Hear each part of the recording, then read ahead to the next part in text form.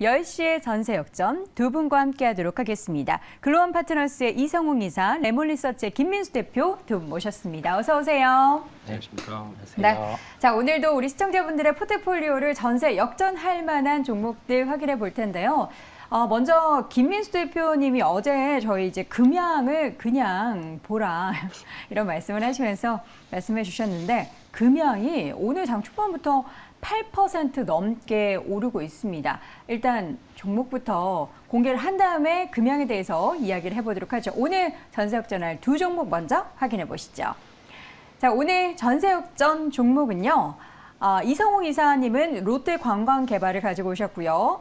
우리 김민수 대표님은 아비코전자를 가지고 오셨습니다. 자, 아비코전자 얘기 듣기 전에 금양을 좀 보도록 할게요. 목표 주가를 6,700원 정도로 제시해 주신 걸로 제가 기억하는데 네. 금양이 오늘 8% 넘게 좀 빠르게 올라서 어떻게 하면 좋을까요? 뭐 이미 약간 신규 접근에 대한 기회 어제 잡지 않았다면 놓쳤네요.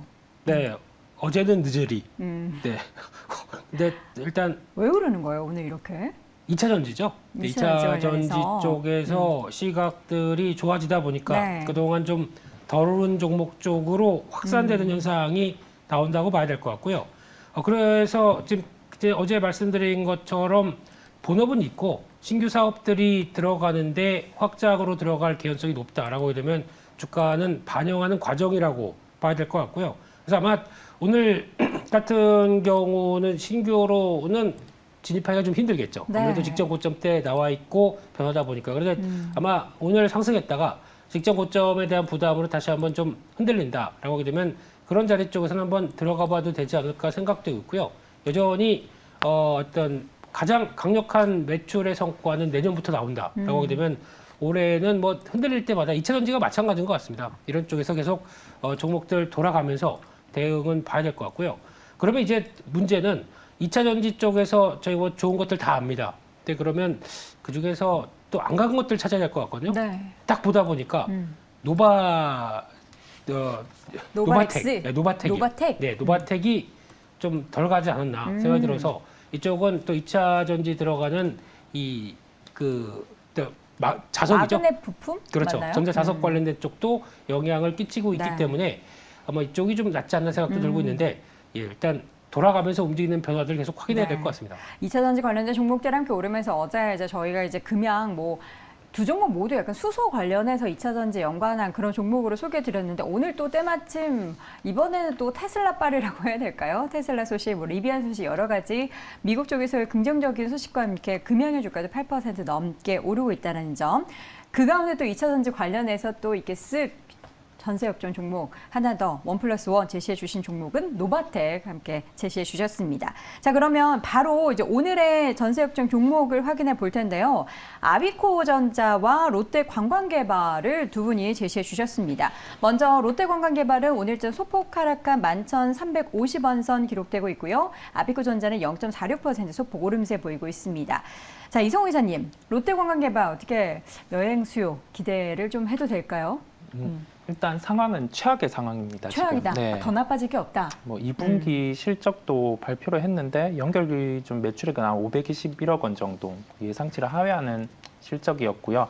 그다음 지금 더블링으로 느는 코로나 확진자 네. 영향으로 3분기에 대해서도 지금 짧게는 물음표 구간입니다. 그리고 어제 미국 시장 보면은 좀 특이사항이 있었지만은 네.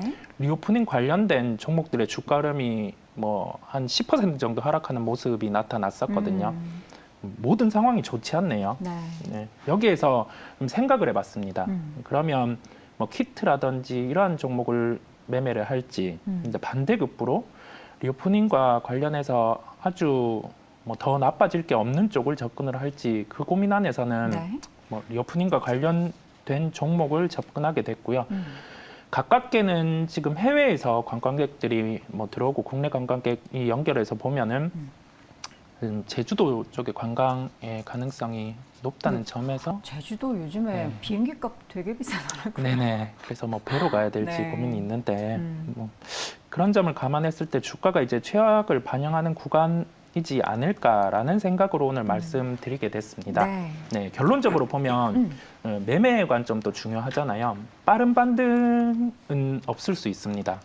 네, 다만 제가 생각을 할 점은 뭐 가격적으로는 한 10,000원 초반에서 네. 지금 현재가까지 해서는 좀 모아 나가는 전략 충분히 대응을 할 수 있겠고요. 네. 목표가는 12,500원. 뭐 갭을 크게 주지는 않았습니다. 네. 최근에 박스권 상단이고 손절가는 매수가의 5%로 대응을 하시면 되겠습니다. 네, 이렇게 첫 번째 종목은 더 나빠질 게 없는 지금 이제 최악을 딛고 앞으로 회복에 대한 기대감이 있는 관광, 롯데관광개발 확인해봤고요. 목표 주가는 12,500원.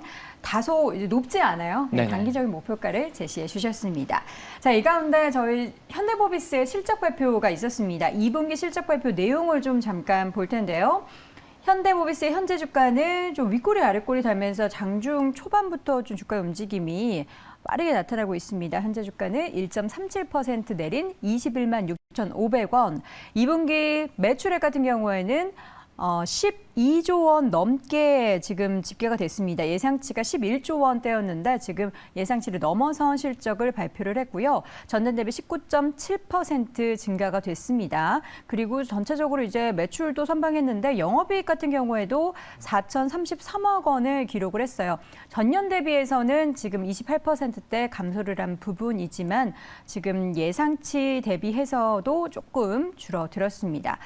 지금 일단 주가는 하락세를 보이고 있습니다. 뭐 선방했던 실적 대비해서 주가는 좀 내려가고 있는데 김 대표님, 네. 자동차주가 사실 요즘에 괜찮잖아요. 네. 그 가운데 있어서 현대모비스 2분기 실적은 뭐 선방했다라고 보십니까? 어떻게 평가하십니까? 생각보다는 잘 나온 것 같고요. 그리고 또 모비스는 그 전부터 오르기 시작을 했었죠. 네. 그래서 지금 아마 현대모비스를 볼 때 실적이 안 좋다는 건 누구나 어느 정도 좀 알려진 사실이고 네. 이제 앞으로가 중요한 변화를 볼 때 지금 현대차도 일단 이번 2분기 실적에서 뭐 수익성은 좋아졌지만 일단 판매량에 대해서는 약간 좀 고민이 들어갔던 부분들이죠. 근데 지금 생산과 관련된 쪽을 보게 되면 하반기에 현대기아차도 마찬가지겠지만 글로벌 자동차 메이커들이 네.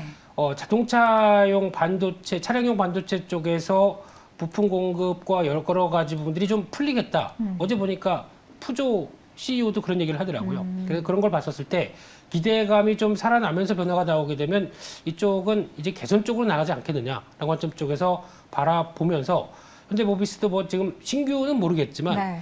그래도 지금 보유하신 분들은 이번 실적은 그냥 그렇다. 하반기는 개선. 그리고 또 나중에는 AS 센터라고 그러죠. 이쪽에 전담을 하고 있는데 전기차는 저희가 보통 고장이 나면은 이제 카센터 네. 못 갑니다. 그래요? 전자부품이기 때문에 못 가고 오히려 직영이 관련된 쪽 블루핸즈인가요? 네, 이게 네. 네, 블루엔진. 네. 네, 블루핸즈. 이거를 뭔데? 아마 까먹었네요. 제가 알기로는 그 브랜드가 핸즈? 그거 같습니다. 예. 네, 그래서 그쪽에 가서 해서 고칠 수밖에 없기 때문에 네. 카센터 다 망하기.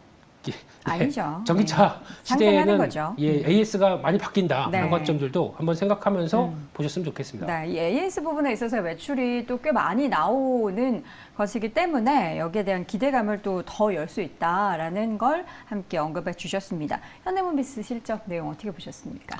일단은 뭐 심플합니다. 비용적인 측면에서는 일회성 요소가 있었을 거예요. 네. 네, 그 점을 감안하면 괜찮은 실적이고요. 여기에서 생각을 해야 될 점은 지금 그 현대차의 2분기 실적을 보면 뭐 믹스 개선, 환율 뭐 그런 효과 중에서 부품과 연결해서 가장 큰 포인트는 이 믹스 개선 부분이거든요. 네. 네, 그 부분에 봤을 때는 뭐 나쁜 요인은 없고요.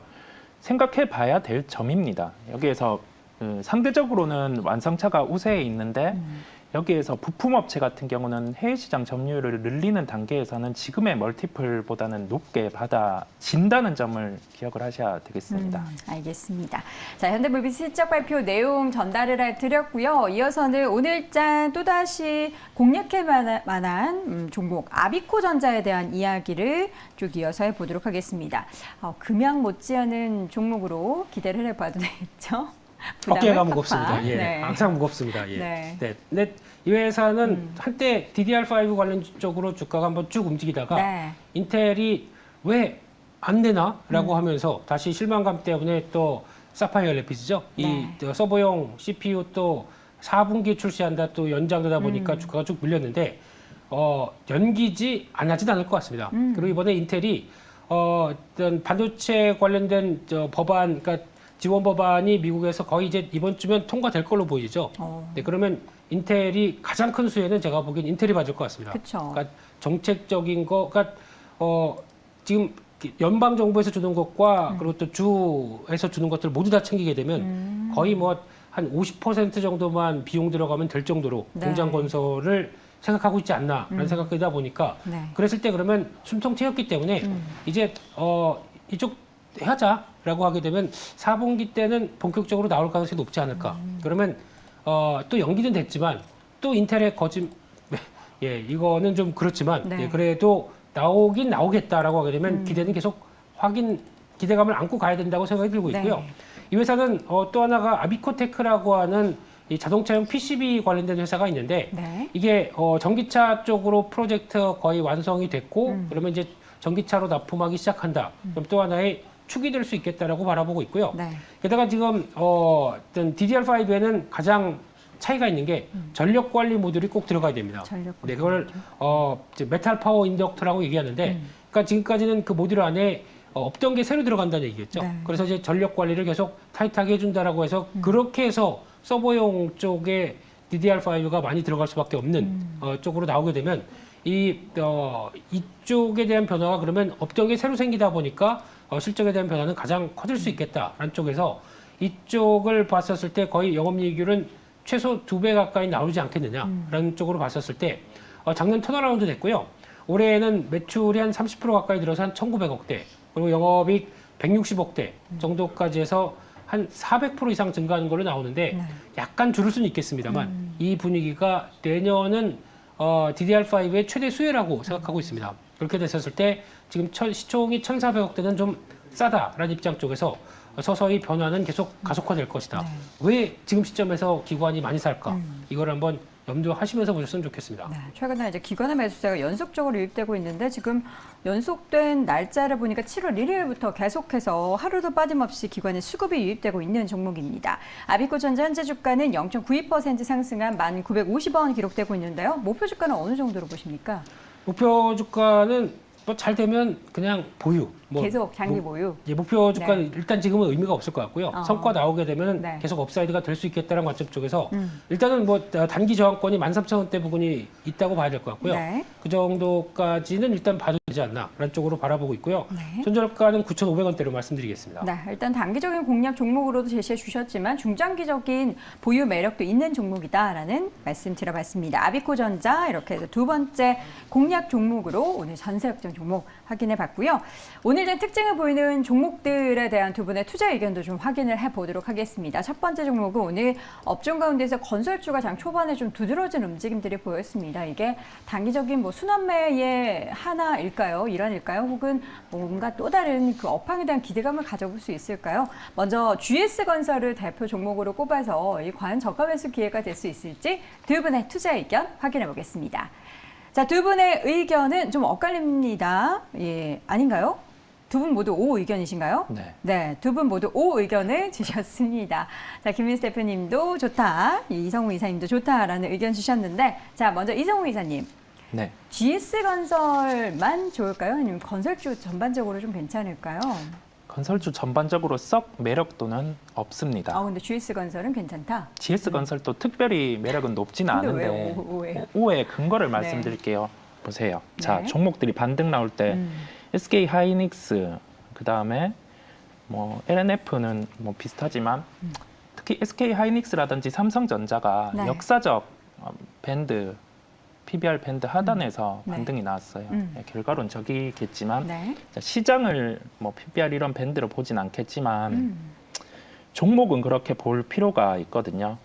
예, 그렇다 보니 최소한 그 가지고 계신 분들은 지금 매도는 아니라고 말씀을 드리겠고, 제 화면 한 번만 연결을 해 주시겠어요? 여기 화면을 통해서 보면 이게 뭐 퍼밴드 같은 경우도 그렇고 PBR 밴드 같은 경우도 지금 역사적 하단권에 위치를 네. 하고 있습니다. 예, 그렇다 보니 보유자분들께서는 그래도 매도보다는 보유라는 관점에서 저는 5 말씀드리게 됐습니다. 네, 알겠습니다. 뭐 딱히 막 엄청난 이제 뭐 하반기에 기대감을 갖기보다는 지금 이제 주가적으로 좀 네. 매력이 있다. 가격적인 부분에 있어서 밸류에이션 매력을 말씀해 주신 것 같고요. 김민수 대표님의 의견은 어떠신지 궁금해요. 일단 오늘 건설주가 왜 오르는 거죠? 저도 왜 이게 주가가 오를 때 네. 왜란 이유. 거를 그러니까 자꾸 뭔가 뭐 보면 뉴스가 나온다거나 뭐 수주 소식이 있긴 합니다. 수주 네. 소식이 있기는 하지만 전체적으로 이제 건설 업종이 다 오르니까 이거 뭘까? 이거 순환매죠. 뭘까? 네, 아까 이사님 말씀하셨던 네. 거와 똑같이 시각도 마찬가지로 이 정도에서 팔 수는 없다. 너무 이렇게 저평가 심화된 자리에서 팔기는 네. 힘들다. 하지만 올라오게 되면 그때는 비중 조절이 필요하다. 왜냐면 지금 볼 게 없거든요. 뭐 내수 쪽에서 보니까 어제도 이제 강남권 쪽에서 부동산 가격들 빠지기 시작하네요. 그래, 빠져봤자 뭐 거의 예. 단위가 큽니다. 예, 예. 생각보다 좀 크다 보니까 뭐 한 5억씩 빠졌나요? 뭐 제가 부동산 TV는 아니고요, 저희가. 네, 그래서 뭐 그런 쪽의 변화가 나오기 시작한다라고 네. 해서 내수에 대한 부담감이 금리 인상기에 건설주 입장 생각보다 내수는 좀 정체가 많이 되겠죠. 네. 획기적인 정부의 변화가 좀 나오는지 체크해야 될 것 같고요.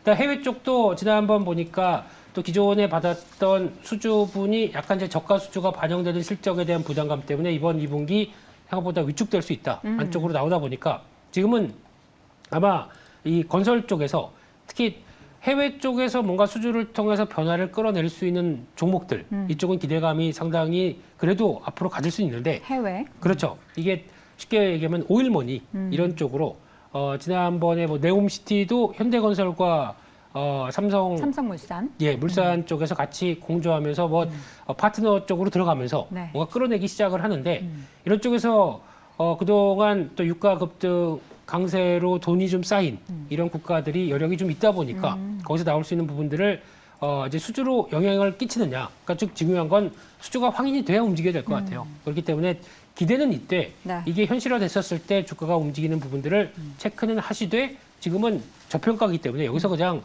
실망해서 팔 자리는 아닌 것 같다라는 네. 쪽에서 오를 드렸습니다. 보유하신 분들은 계속 조금 더 지켜보면서 들고 갈 만하다.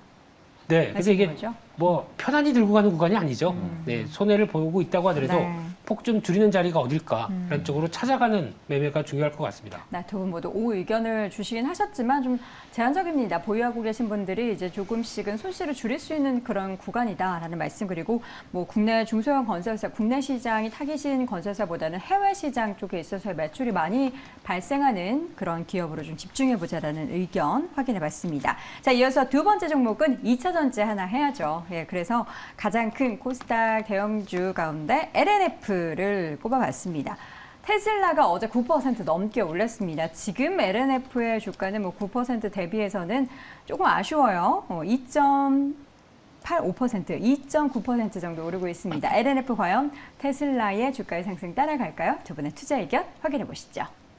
자, 두 분 모두 오 의견을 역시나 주셨습니다. 오늘 뭐 2차 전지의 날인데요. 이성우 이사님. 네. 좋아하시잖아요. 네. 그렇죠. 네. 뭐 좋아하기도 하고. 네. 근데 시장- 단기적으로 사실 뭐 많이 올랐다라는 생각이 들기도 했지만 지금 뭐 차트를 보면은 뭐 아직도 멀었다라는 생각도 많이 들어요. 네. 일단 가깝게는 2분기 실적이 8월 초 첫 주에 발표가 네. 있습니다. 그때 발표하고는 주가의 방향이 바뀔 가능성도 있어요. 네, 그 점을 저희가 생각을 해야 될 것 같고요. 오를 말씀드린 이유는 아직 실적 발표까지는 봐야 된다는 점에서 오를 드렸고 네. 이제 생각해 볼 점은 2차 전지 소재와 관련해서 그 원자재 가격 상승을 뭐 전이를 하는 뭐 그런 기업이라는 얘기를 많이 했잖아요.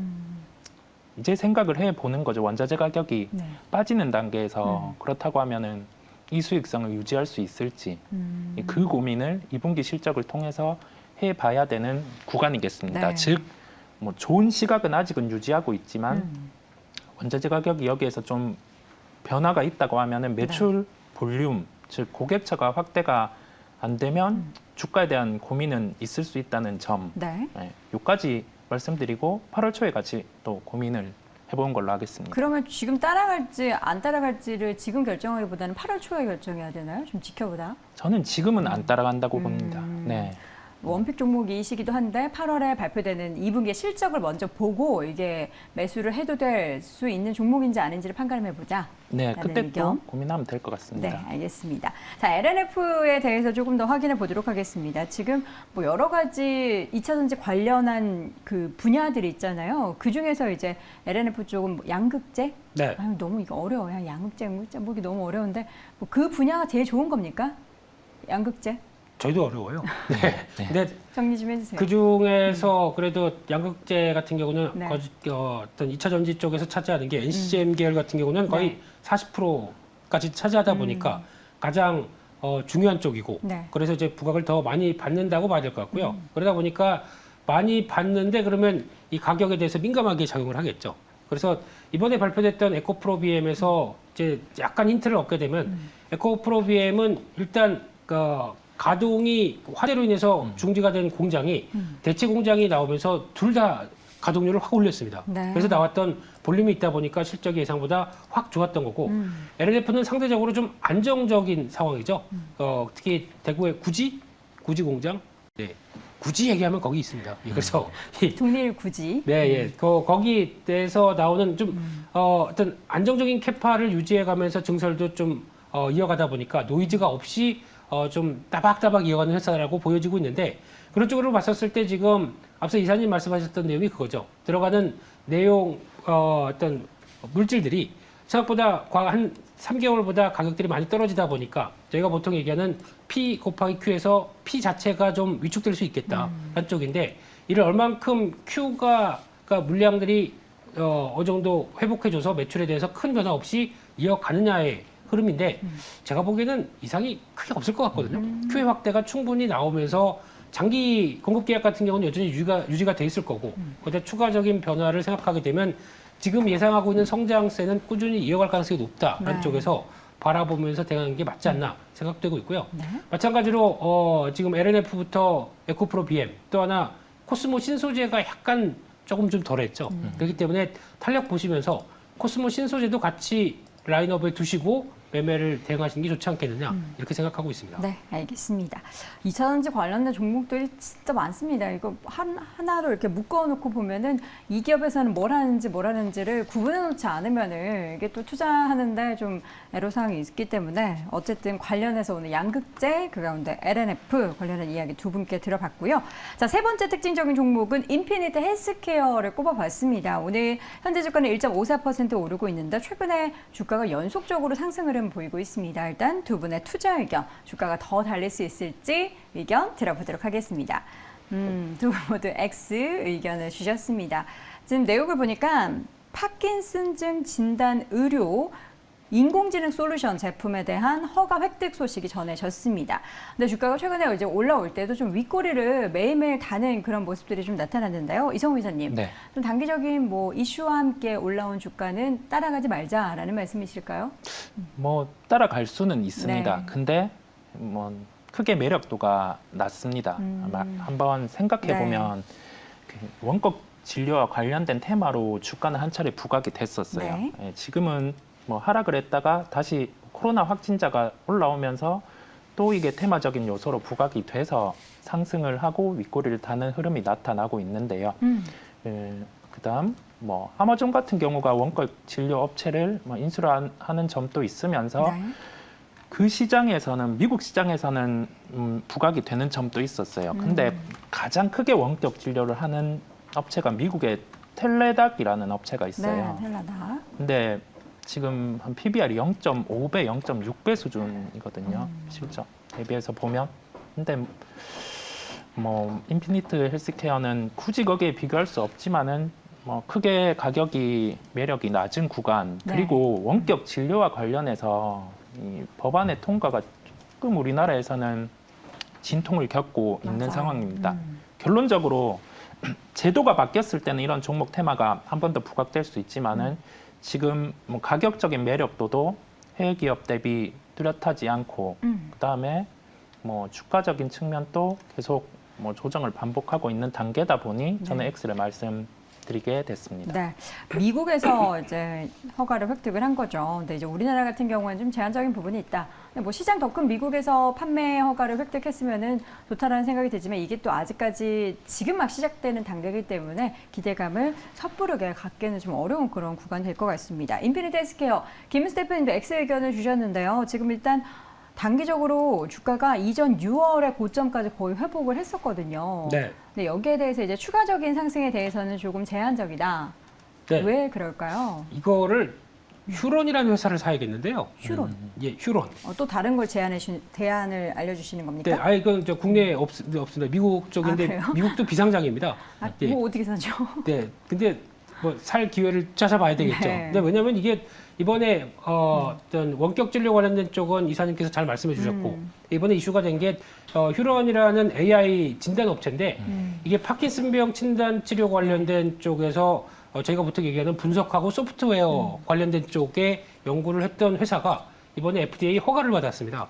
근데 인피니트 헬스케어가 이와 관련된 판권을 갖고 있거든요. 그래서 이거를 유통했었을 때 나올 수 있는 기대감이 큰데 그런 거보다는 그냥 직접적인 휴런이라는 회사에 관심을 갖는 게 맞지 않나. 왜냐면 이게 지금 내용들을 쭉 보다 보니까 저희가 보통 얘기하는 뇌질환 3조공이 있죠. 네. 네, 그쪽에서 뭐 파킨슨병, 치매, 뇌졸중 이쪽에 대해서 모두 다 AI로 그러니까 스캐닝을 쫙 하게 되면 거기서 따라서 이제 진단을 하고 그에 따른 솔루션을 딱 보여주는 이런 변화로 갔을 때는 이 회사의 경쟁력이 높아지겠구나라는 생각이 들고 있는데 근데 판매를 했을 때 판매는 그냥 수수료 정도겠죠. 중개 뭐 어떤 수수료 정도라고 하게 되면 오히려 머리를 건드리는 게 맞지 않나. 그런 쪽에서 이 회사는 관심 있게 보되 지금 회사가 지금 매출이 영업이익 보니까 한 70억대 중반 정도 나오는 것 같더라고요. 네. 근데 일회성 이익이 좀 반영됐고 그걸 빼게 되면 한 1,500억 정도 시총이 되는데 뭐 비싸다고 하기도 그렇고 싸다고 하기도 그렇고 되게 어중간한 헬스케어 입장 쪽의 종목인데 네. 이슈 나왔을 때 주가가 반응하는 걸 봤을 때는 그냥 정리 쪽에 무게를 두는 게 좋겠다 이렇게 바라보고 있습니다. 네, 보유자분들은 오히려 좀 매도의 기회로 활용하는 그런 이슈다라는 이야기 드려봤습니다. 자, 이렇게 해서 오늘도 특징적인 종목들 그리고 10시에 전세 역전 두 종목까지 확인해봤습니다. 글로원 파트너스 이성홍 이사, 레몬리서치의 김민수 대표 두 분 모셨습니다. 감사합니다. 감사합니다. 감사합니다.